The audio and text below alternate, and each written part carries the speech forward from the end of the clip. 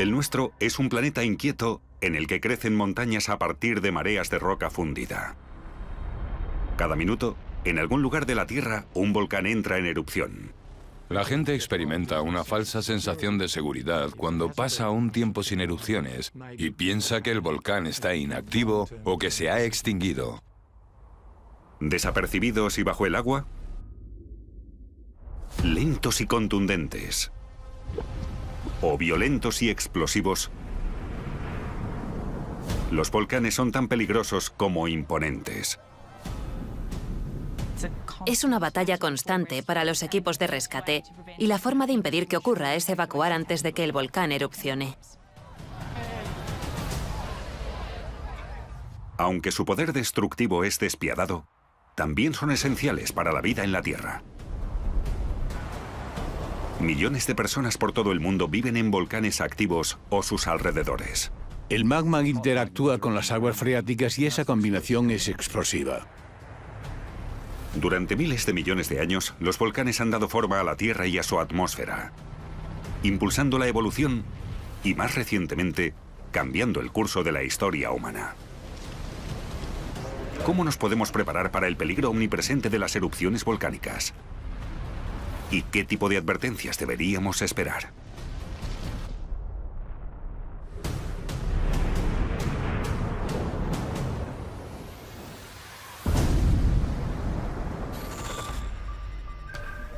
En todo el planeta, la humanidad se expone a la catástrofe. El desastre acecha bajo la superficie de la Tierra. Golpea desde el cielo o nos engulle desde el mar. Pero no estamos simplemente a merced de nuestro planeta. En nuestros intentos por industrializarnos, conectarnos globalmente y llegar a las estrellas, se han perdido vidas. Los desastres revelan lo mejor y lo peor de la humanidad, a medida que las tragedias se van sucediendo. ¿Cómo ocurren estos desastres? ¿Y qué lecciones podemos aprender cuando la catástrofe vuelve a azotarnos? Código Rojo.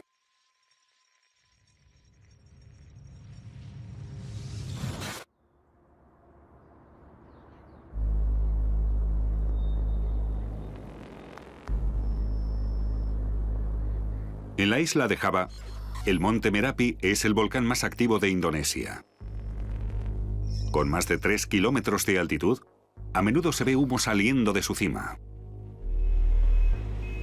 Merapi se eleva sobre la creciente ciudad de Yogyakarta y sus 400.000 habitantes. Está en uno de los países más densamente poblados de la Tierra, así que millones de personas viven en las proximidades del monte Merapi. Así que aunque habláramos de una pequeña erupción, el impacto podría ser generalizado. 25 de octubre de 2010, Yogyakarta. Pero esta no fue una pequeña erupción. A finales de octubre de 2010, el Merapi empezó a temblar y se produjeron avalanchas. Los vulcanólogos que medían la actividad sísmica detectaron hasta 500 terremotos volcánicos en un solo fin de semana. Sus instrumentos indicaron que roca fundida o magma había ascendido hasta 1 kilómetro bajo la superficie. En este estado de alerta, la gente, sobre todo la que vive cerca de los ríos que nacen en el volcán, tiene que estar a la espera, porque el volcán podría entrar en erupción en cualquier momento. Con muchos volcanes recibimos esas señales, pero se quedan en prácticamente nada. En el caso del Merapi, empezamos a ver una convergencia de factores que hizo que estuviéramos seguros de que algo iba a pasar.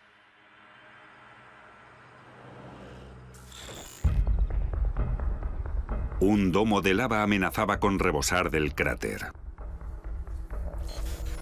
Los domos de lava están formados por magma que es demasiado denso para fluir, así que sube a la superficie y se amontona alrededor de la chimenea.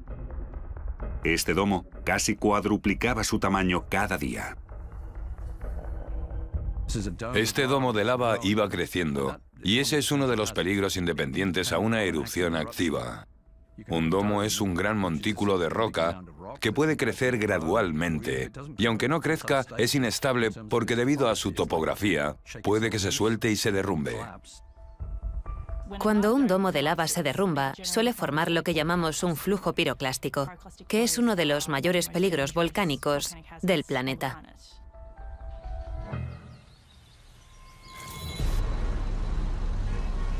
El 25 de octubre, el gobierno indonesio elevó la alerta al nivel más alto cuando el Merapi empezó a entrar en erupción.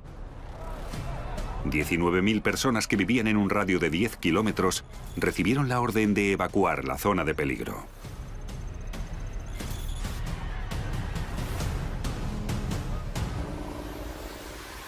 El monte Merapi es uno de los volcanes más vigilados de Indonesia y cuenta con un equipo dedicado a él 24 horas.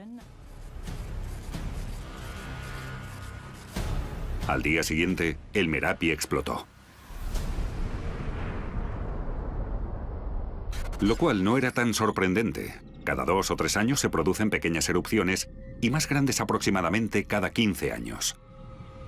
Lo inusual fue cómo entró en erupción. La erupción de 2010 fue diferente porque el magma parecía contener más gases volcánicos. Esto produjo una explosión considerable que provocó un estallido lateral de fragmentos de roca y cenizas volcánicas que se precipitaron volcán abajo como flujos piroclásticos.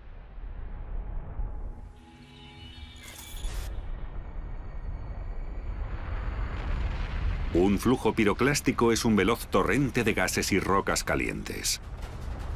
Puede alcanzar velocidades de hasta 700 kilómetros por hora y temperaturas superiores a los 1000 grados centígrados. Los gases abrasadores y su alta velocidad hacen que sea especialmente letal, ya que incinera todo a su paso. Si no te mata el golpe de uno de los fragmentos, te asfixiarías por la inhalación de gas y te cocerías por las temperaturas del flujo.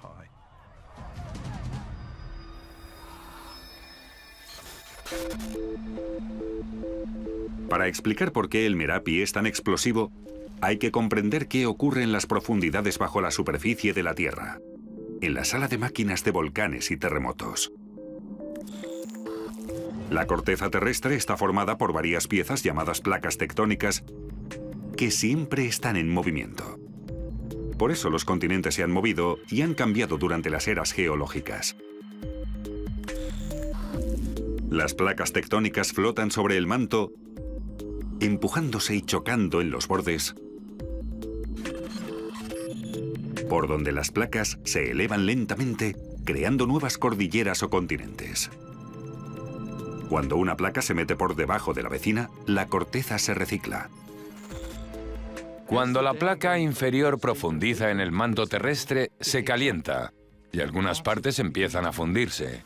Esa roca fundida o magma es lo que empieza a ascender a través de la placa superior y acaba por salir a la superficie de la Tierra, formando una línea de volcanes que integran lo que conocemos como el Cinturón de Fuego del Pacífico.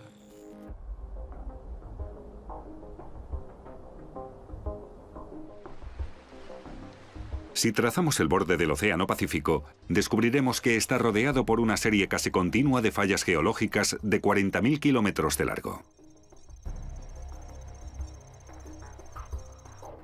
Abarca la circunferencia completa del Océano Pacífico y contiene casi el 80% de los volcanes activos y durmientes de la Tierra. Hay 129 volcanes activos solo en Indonesia. Y el Merapi es uno de ellos. ¿Pero qué hace que sea tan explosivo?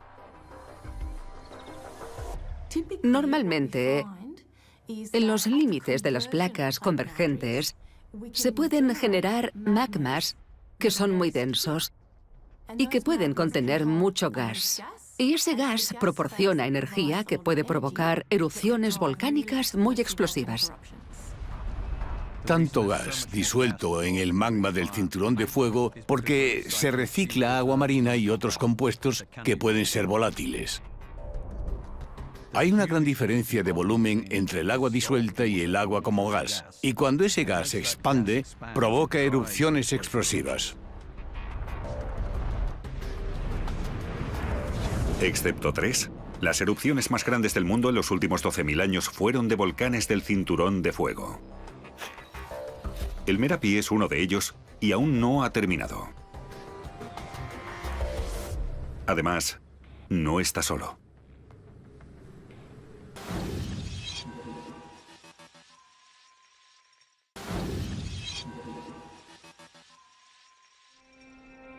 El cinturón de fuego del Pacífico atraviesa Japón. Como Indonesia, Japón tiene una alta densidad demográfica. Más de 100 millones de personas viven con más de 100 volcanes activos. De hecho, el paisaje de Japón es un archipiélago de estratovolcanes.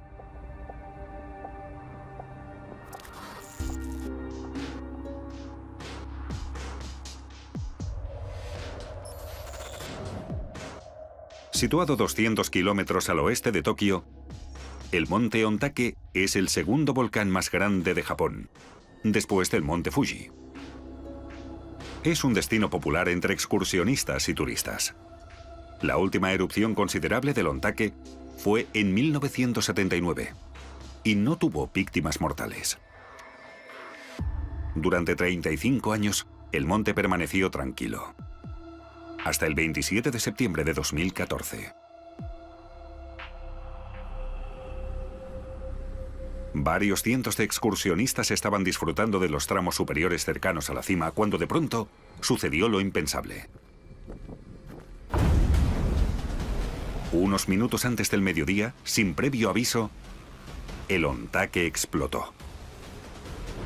Un estruendo desgarró la tranquilidad que se respiraba cuando una ladera de la montaña se rasgó, escupiendo cenizas calientes y gases tóxicos. Durante un rato oí varios truenos y al poco los excursionistas empezaron a descender. Estaban blancos, cubiertos de ceniza y pensé que debía ser muy grave.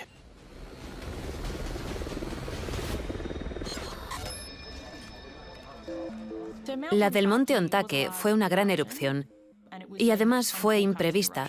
No lo habían predicho. Sin duda fue una sorpresa para la agencia meteorológica japonesa. La erupción de Ontake no estaba prevista porque no se produjo la actividad sísmica habitual antes de una erupción causada por el magma que se acumula contra la corteza terrestre. La explosividad del Ontake se originó en un vapor supercaliente, lo que se conoce como erupción freática. Una erupción causada por el vapor se produce cuando el magma que sube a la superficie interactúa con una masa de agua, que podría ser subterránea o estar en la superficie. El agua se calienta y se convierte en vapor bajo presión. Si esa presión se acumula, se pueden crear fracturas en la superficie de la Tierra y esa presión se libera en una oleada explosiva ascendente de vapor de agua caliente y en el proceso, fragmentos de roca se desprenden debido a las nuevas fracturas y también son expulsados con el vapor.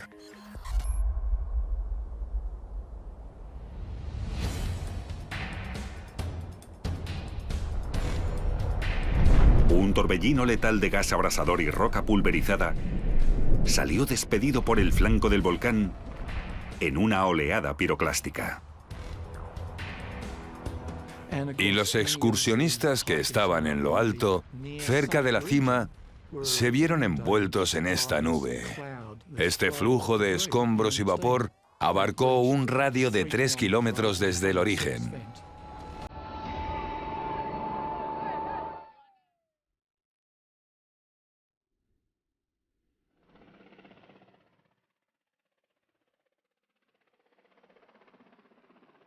Al día siguiente de la explosión, más de 200 servicios de emergencias participaron en los trabajos de rescate. Pero la actividad continuada del Ontake impidió que se llevaran a cabo. Por desgracia, hemos tenido que suspender el rescate debido a la actividad volcánica. Es muy desafortunado y muy frustrante. Estamos bien preparados, pero no podemos hacer nada contra el poder de la naturaleza. Y al final me siento obligado a afrontar que esa es la realidad. Un mes después de la erupción inicial, el número de muertos oficial era de 63. Los cuerpos de 6 excursionistas nunca se recuperaron.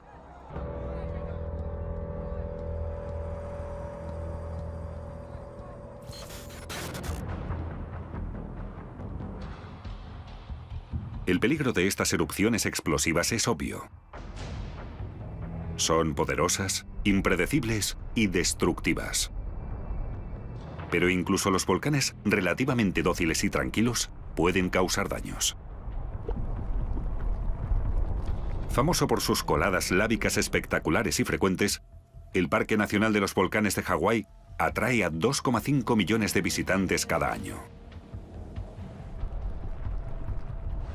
Su atracción más popular es el Kilauea, el volcán activo que más tiempo lleva en erupción continua de la historia.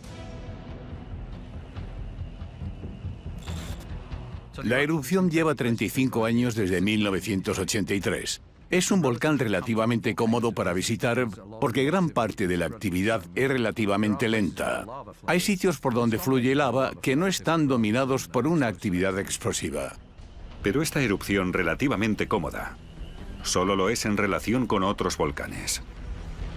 El 3 de mayo de 2018, nuevas fisuras quebraron el paisaje, expulsando chorros de lava a 50 metros de altura. Emitió gas corrosivo y lanzó bombas lávicas.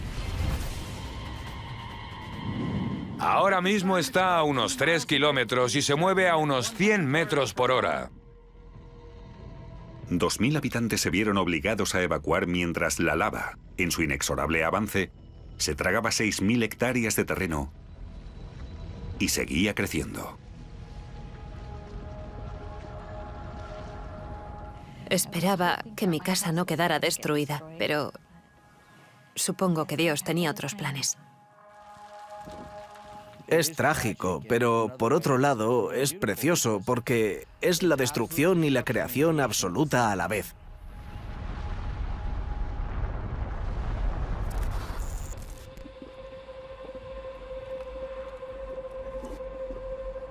Que la lava fluya de forma constante sobre el suelo como una erupción efusiva o que salga disparada en una explosiva se debe a de qué está hecha la lava, cuánto gas está disuelto en ella y a su viscosidad. Al contrario que los volcanes del Cinturón de Fuego, la lava del Kilauea se origina en las profundidades del manto terrestre, lo cual significa que es mucho menos gaseosa y más viscosa que la de los del Cinturón de Fuego. El volcán hawaiano se encuentra en medio de una placa y está asociado a un punto caliente, una pluma de magma que sube desde las profundidades de la Tierra. Esto causa un aumento de las tasas de fusión del manto, que cuando se funde crea gran cantidad de magma que llega a la superficie de la corteza. Este magma está tan caliente que empieza a abrir un agujero en la corteza terrestre. Sale por donde quiere. El mayor flujo de material saliendo a la superficie terrestre en uno de estos puntos calientes está en Hawái. Crea un tipo de volcán que llamamos volcán escudo. Son algunos de los volcanes más grandes de la Tierra, pero solo se ve la punta que sobresale del mar, como pasa con un iceberg. Un volcán escudo se forma con capa tras capa de lava enfriada. La división entre estas capas es más débil que la roca circundante y la lava, bajo una presión extrema, atraviesa la roca, agrietándola y creando fisuras. El 29 de junio de 1983, una de estas fisuras señaló el comienzo de la erupción del Kilauea. Nada puede detener la lava. Si viene, viene. Las coladas de lava son impredecibles, no sabes la cantidad de gas que saldrá. En la escala de un volcán del Cinturón de Fuego, las explosiones no son tan vigorosas, ni llegan a la estratosfera, pero son letales, y en el pasado ha muerto gente en acontecimientos explosivos. Te hace sentir impotente, la verdad. No puedes hacer nada al respecto.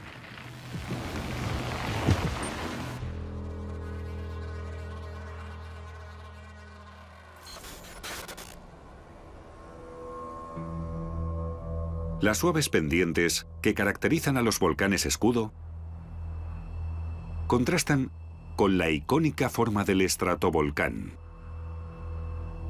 que suele ser el tipo más destructivo. Un estratovolcán es básicamente el típico volcán que todo el mundo visualiza al pensar en un volcán. Es el que tiene forma cónica, formado por muchas capas de lava o fragmentos de roca pulverizada. Con la roca, la ceniza y la lava expulsada en cada erupción, los estratovolcanes aumentan de tamaño.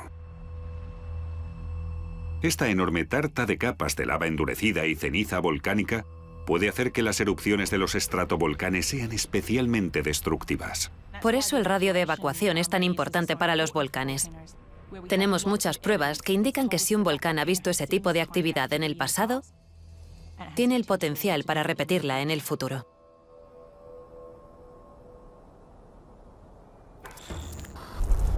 Para el estratovolcán Merapi, el radio de evacuación de 10 kilómetros resultó ser insuficiente cuando empezó la segunda fase de erupciones. Una semana después de empezar, bombas de lava y oleadas piroclásticas descendieron por la ladera. Tengo miedo y soy consciente del peligro. Por eso estoy intentando salvar a todos mis vecinos. Hubo bombas volcánicas asociadas con la actividad del Merapi. Es un fenómeno volcánico habitual que se observa en los estratovolcanes. Son pedazos de magma semiderretido que salen volando del volcán y siguen una trayectoria balística. Un manto de cenizas cubrió el paisaje y muchas reses murieron asfixiadas. Los que al principio se negaron a abandonar sus granjas en las fértiles laderas del volcán, empezaron a llegar por miles a los refugios de emergencia. Estábamos en el mercado de Butó cuando nos ordenaron que lo evacuáramos, porque estaba lloviendo arena en la zona. Así que huí.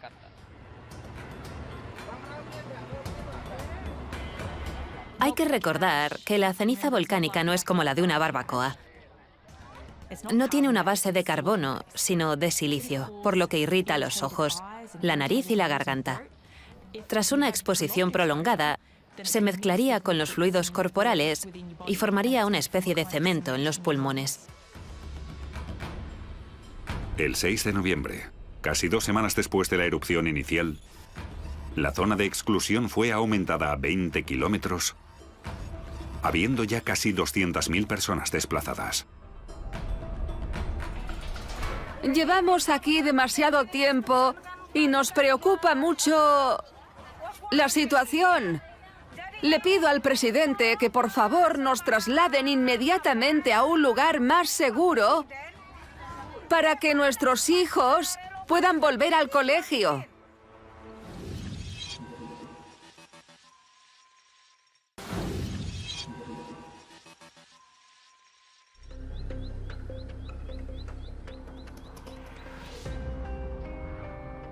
En las cercanías de un volcán en erupción, hay bastantes riesgos letales por los que preocuparse.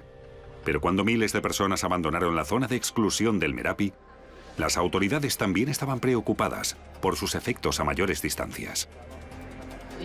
Sí, queremos escapar de Yogyakarta porque hay mucha ceniza en el ambiente.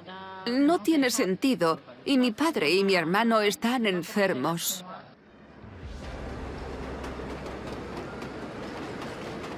Las rutas de vuelo son muy densas y, especialmente por el Pacífico Asiático, cada vez hay más posibilidades de que la ceniza volcánica impacte con un avión en pleno vuelo. Al sobrevolar un país como Indonesia, hay cientos de volcanes activos que podrían generar una pluma volcánica en cualquier momento. La ceniza volcánica expulsada, que puede alcanzar altitudes de 10 kilómetros, desataría el caos en la maquinaria de un avión. La ceniza volcánica puede causar muchos daños a un avión de diversas formas. Con una exposición mínima se produce lo que se llama arenado en las ventanillas y la visibilidad se vuelve nula. Lo más perjudicial sería que la ceniza volcánica entrase en la turbina del motor de reacción y se derritiese, volviéndose líquida, porque recubriría los componentes y al final haría que el motor se parase. Una situación catastrófica que en 2010 causó muchos problemas en Europa.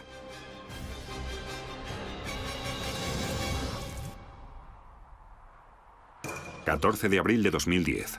Eyjafjallajökull. En Islandia conocen bien la actividad volcánica. Su interior montañoso está salpicado de coladas de lava, chimeneas activas y cráteres humeantes. Esta actividad geológica atrae a miles de turistas cada año a la isla del hielo y el fuego. Islandia tiene muchos volcanes y como hay erupciones explosivas casi cada década, se les da muy bien monitorizar volcanes y comprender sus señales de advertencia.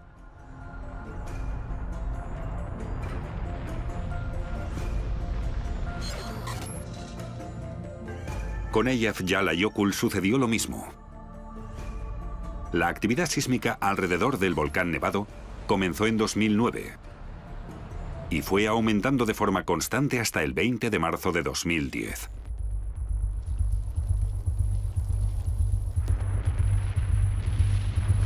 La primera fase de la erupción fue muy benigna. Eran fuentes de lava de bajo nivel que provocaron riesgos locales, especialmente para los turistas que habían ido a visitar ellos solos el volcán. Cuando me enteré de la erupción del volcán, decidí que quería venir. Así que reservé un fin de semana, vine a ver el volcán y ha sido increíble. Aún me pican los ojos por la ceniza volcánica, pero ha estado muy bien. El 13 de abril, un enjambre sísmico señaló el inicio de la segunda fase de erupciones del Eyjafjallajökull. La presencia de un glaciar encima de un volcán activo crea unas condiciones en las que se puede dar una actividad mucho más explosiva. El magma calienta el hielo, que se derrite, el agua enfría el magma y el resultado es una erupción muy explosiva.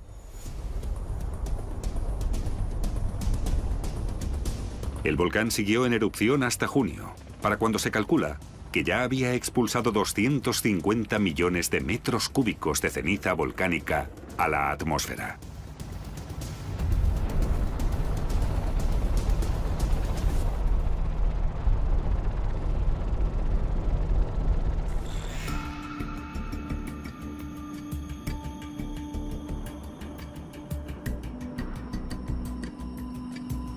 Durante la erupción del Eyjafjallajökull en 2010, los vientos fueron inusuales y llevaron la ceniza desde Islandia al espacio aéreo europeo e incluso hasta África. La ceniza solo llegó a 10 kilómetros de la atmósfera, lo cual no es significativo en comparación con otros volcanes del mundo. Pero sí como para llegar a la corriente en chorro y que la transportara hacia el continente europeo. La mayoría de países europeos cerraron sus espacios aéreos y en 6 días se cancelaron más de 100.000 vuelos. 10 millones de pasajeros se vieron afectados y el 48% del tráfico aéreo mundial sufrió el impacto de este suceso. Se calcula que le costó a la industria de la aviación 1.700 millones de dólares.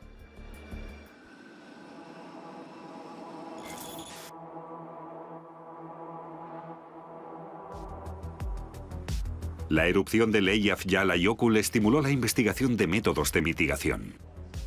Aparte de dispositivos experimentales para la detección de la ceniza, se emplearon sistemas de alerta anticipada y redes de comunicación global. Hay una red de 9 centros de asesoramiento sobre ceniza volcánica que colaboran por todo el mundo para advertir a los aviones cuando se espera que haya una actividad volcánica o cuando se produce. Usan imágenes por satélite y observaciones desde la superficie. Normalmente podemos avisar con varios minutos a un avión que ya haya despegado, Y cuando se produce la erupción inicial y los aviones ya se han desviado o han aterrizado, el riesgo asociado disminuye considerablemente. 3 de noviembre de 2010, Yogyakarta. Cuando el Merapi llevaba 4 semanas en erupción, el caos seguía reinando en los aeropuertos de Java.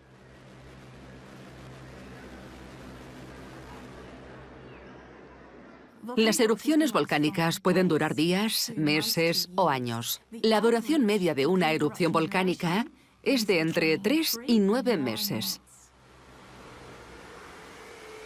La gente que se quedó durante la erupción de 2010 recibía advertencias y predicciones constantes del gobierno sobre las condiciones que podían esperar en el volcán. Les urgían a que evacuaran, y la mayoría de los habitantes evacuó las zonas de mayor peligro, lo que llaman la zona roja en Indonesia.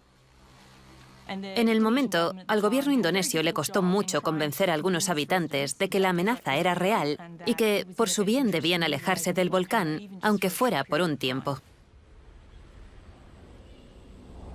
Ante tales peligros, ¿por qué había gente que se resistía a evacuar?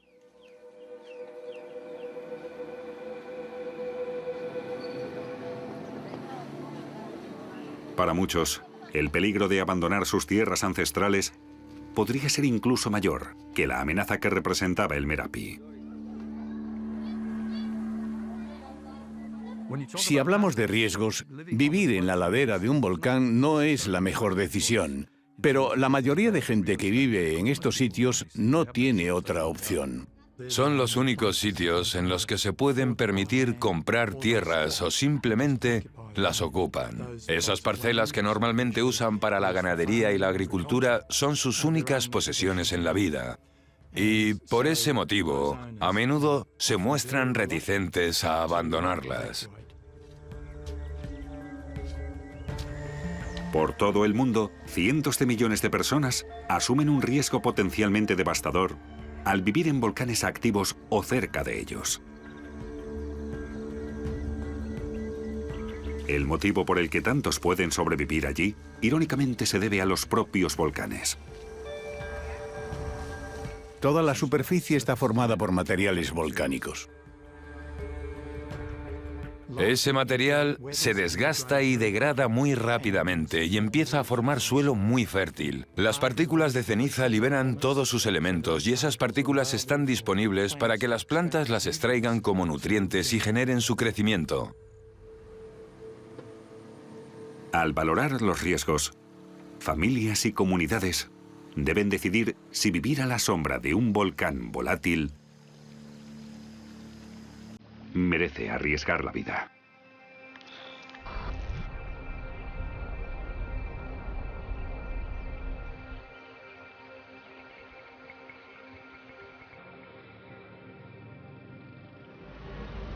La ceniza que cubrió las comunidades cercanas al Merapi hará que varias generaciones después el suelo sea fértil y rico en nutrientes. Pero en los días siguientes, la zona quedó ahogada bajo su peso. Las fábricas y las escuelas tuvieron que cerrar y se perdieron cultivos por valor de varios millones de dólares. ¿Qué puedo decir? Las naranjas se han echado a perder. Ya no puedo recogerlas para irlas a vender a Yakarta. Ya no valen nada.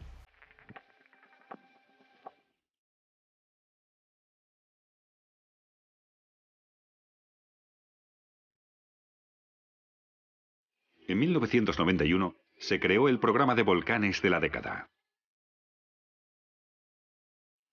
En un principio fue diseñado para examinar cómo podrían estudiarse mejor los riesgos que presentan algunos volcanes para los centros de población y cómo se podrían mitigar esos posibles peligros en caso de nuevas erupciones. Nuestro informe diario siempre incluye el tiempo que hace, las condiciones de humo en el cráter, los terremotos, el viento, las temperaturas y también la deformación del cráter en el momento. La idea era reunir a expertos científicos y de protección civil para que compartieran su conocimiento y planearan de forma anticipada la gestión del siguiente desastre natural.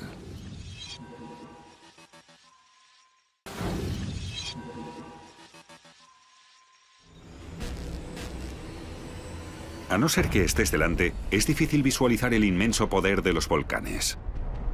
Imaginaos una erupción explosiva tan fuerte que abriera un cráter de 1,6 kilómetros en una montaña y lanzara flujos piroclásticos a velocidades supersónicas y lahares de 4 metros que transportaran casi 3 millones de metros cúbicos de barro a 27 kilómetros.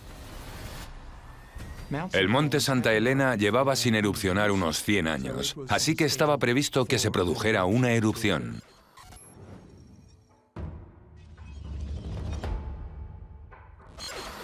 La erupción del monte Santa Elena en 1980 ha sido el evento volcánico más letal y destructivo económicamente en la historia de los Estados Unidos.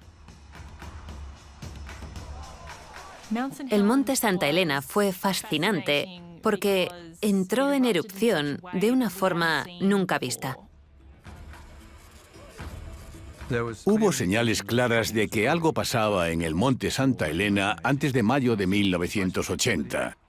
En cuanto a actividad sísmica, la ladera norte de la montaña se estaba abultando, lo cual debería haber advertido a mucha gente que estaba a punto de ocurrir algo terrible. Se movía más de 1 metro al día. Era increíble. Las cosas no se mueven a ese ritmo en la corteza terrestre. Es muy peligroso. El glaciar se está rompiendo en este lado del volcán, en la ladera norte, y eso podría producir una gran avalancha. 18 de mayo de 1980, monte Santa Elena. Se estableció una zona de exclusión, pero poca gente hizo caso del peligro. No hay nada que temer. Es más peligroso que se caiga uno de esos árboles de detrás a que explote la montaña. Un terremoto de magnitud 5,1 justo debajo de la ladera norte causó el mayor desprendimiento registrado de la historia. La liberación de toda esa roca, de esa presión, sobre ese nuevo cuerpo magmático que se estaba creando en el volcán, permitió que los gases volcánicos hirvieran de repente, provocando una gran explosión. Ahora mismo estamos justo sobre el monte Santa Elena y no cabe duda de que ha comenzado la actividad volcánica. Se ve humo y ceniza saliendo de la cumbre de la montaña, especialmente de la cara norte.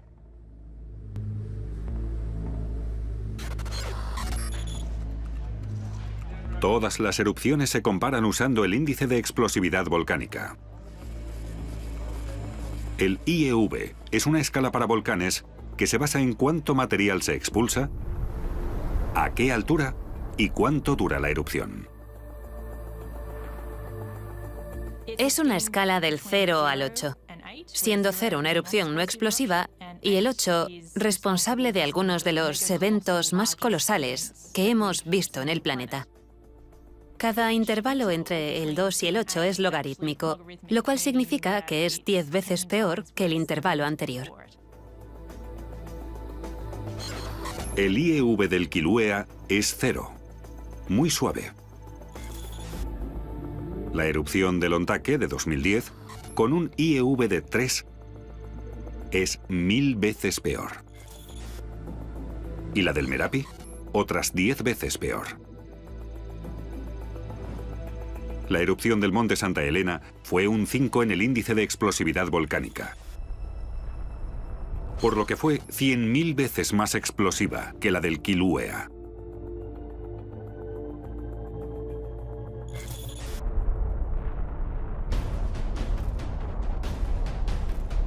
No uno, sino varios flujos piroclásticos recorrieron enormes distancias a velocidades casi supersónicas.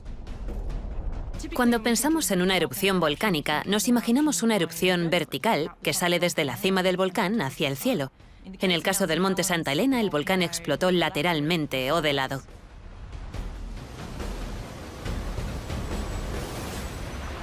¡Fuera del puente!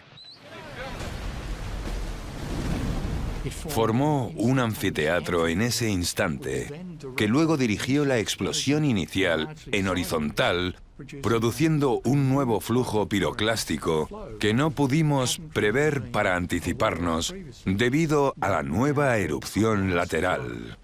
Recorrió unos 40 kilómetros desde el volcán.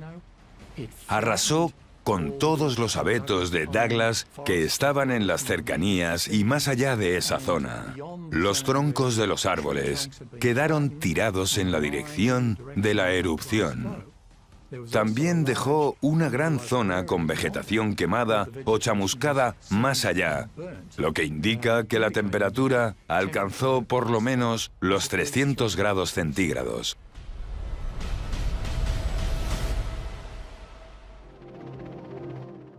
En el momento de la erupción, había bastante nieve en la cima.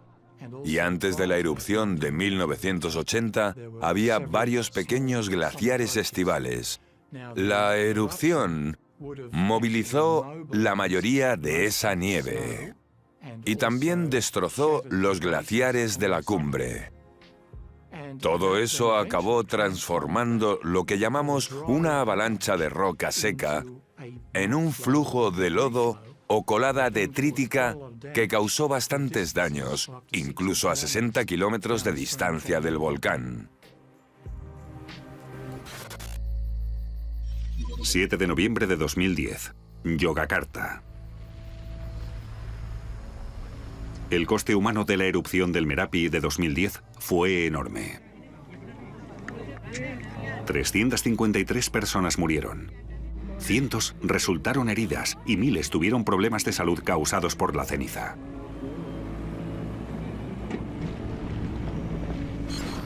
Casi 200.000 personas fueron desplazadas y sus vidas y hogares sufrieron daños incalculables.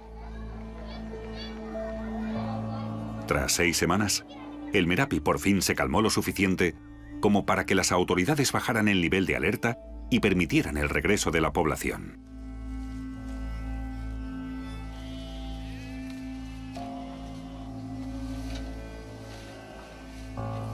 Pero el Merapi no tiene un sueño profundo, y solo es cuestión de tiempo que vuelva a despertar.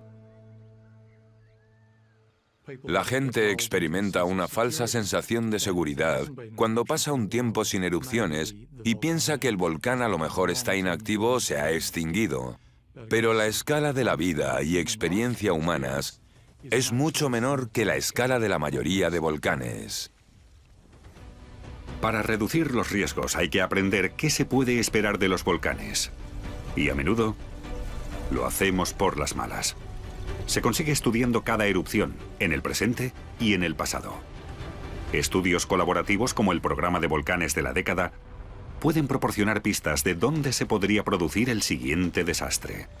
Al seguir la migración de los terremotos, podemos rastrear la ruta del magma para predecir con precisión el inicio de una erupción.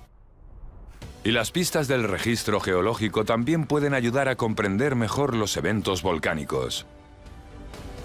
Ha habido muchos fenómenos diferentes que han dejado su huella en el registro de los depósitos que los científicos podrían estudiar. Dependemos de ese comportamiento para hacer predicciones. No es una garantía, pero ayuda a entender qué se podría hacer. Al final, en lo que respecta a los volcanes, por mucho que sepamos o por muy preparados que estemos, siempre debemos estar listos para lo inesperado.